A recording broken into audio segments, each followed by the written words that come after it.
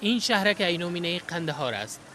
اینجا از آغاز ماه رمضان هر شب میزبان هزاران جوانی است که برای تفریح میآیند. موږ په روژه کې هر شپه د عینومین ته راوځو، د خپل ملګرو سره ساتیرۍ کوو. اکثره خلک چکې کوي، اکثره ورکې کوي، اکثره نورې لوبې کوي.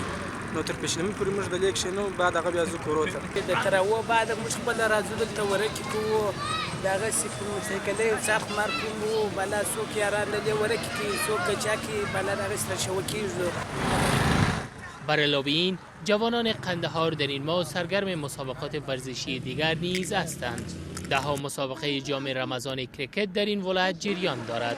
در کنار آن میدان احمد شاهی هر شب میزبان چندین مسابقه فوتبال است. مسئولین فدراسیون فوتبال این ولایت و جوانان به این باورند که این مسابقات و شب نشینی‌ها چهره قندهار را بدل کرده است.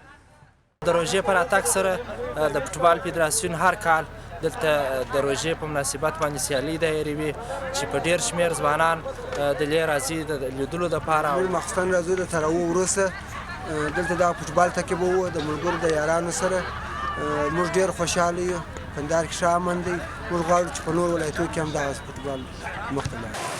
جمع جوش مردم در رستوران‌ها و کافه‌های شهر بیشتر است و این همه چهره از قندهار را نمایان می سازد که گویا این شهر یکی از امن‌ترین شهرهای منطقه است، ولی چنین نیست.